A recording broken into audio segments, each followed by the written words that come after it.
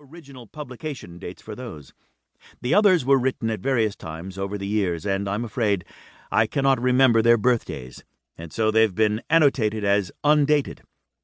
In some of these undated essays, one can find hints as to the approximate time period in which they were probably written.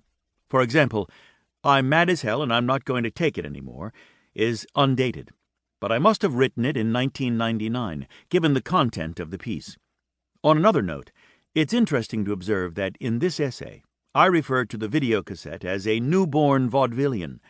Of course, if I wrote the essay today, I would probably refer to the DVD, which was introduced in the late 1990s and not yet as ubiquitous as it is today. Lord Russell and the Pipsqueak is a panicked remembrance of my visiting Bertrand Russell and wondering just what in hell I could possibly say to the world's greatest philosopher. Somehow I managed. The Affluence of Despair, America Through the Looking Glass, and Beyond 1984 are rooted in my short story, The Toynbee Convector.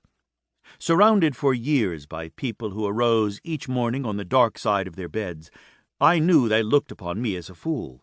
I knew otherwise, and wrote these 2 essays because I figured we, our country, would succeed far beyond our wildest dreams and ultimately solve most of our problems if only we kept looking forward with hope. If you read these essays along with my piece on writing, My Demon, Not Afraid of Happiness, you will find my soul's blueprint. In my later years, I have looked in the mirror each day and found a happy person staring back. Occasionally, I wonder why I can be so happy. The answer is that every day of my life I've worked only for myself and for the joy that comes from writing and creating. The image in my mirror is not optimistic, but the result of optimal behavior.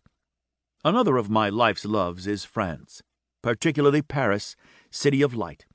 On my way to Rome 50 years ago, my friend Lord Kilbracken urged me to have dinner in Paris, even though I had only 90 minutes between trains. I obeyed, had dinner, and almost missed my train connection south. From this, the 60-minute Louvre, Paris by stopwatch. Paris, always destroyed, always triumphant, concerns the revolutionary history of France compared to the reality of the most beautiful country and the most beautiful city in the world. The ironic difference between the real aesthetic and beautiful France and its political failures during 200 years is amazing. I could not but write about it.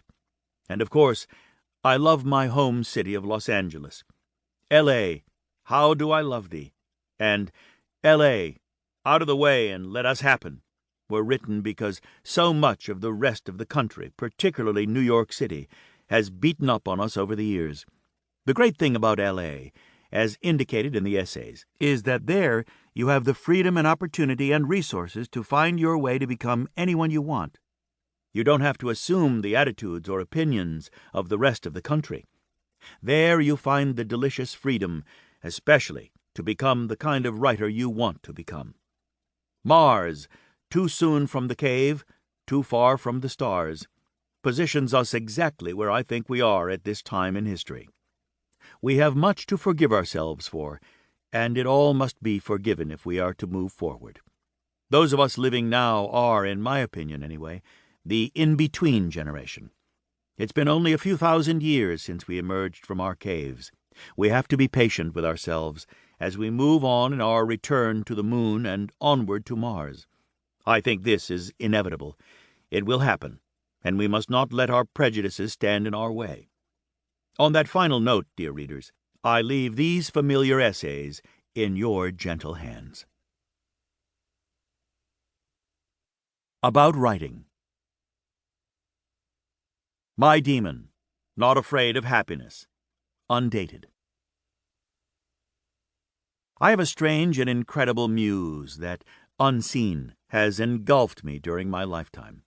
I have renamed my muse. In a Frederick Seidel poem, I found a perfect replacement, where he tells of a demon not afraid of happiness. This perfectly describes the demon that sits now on one shoulder, now on the other, and whispers things that no one else hears. My demon warned me one night years ago when I saw some glum theater at UCLA. Later,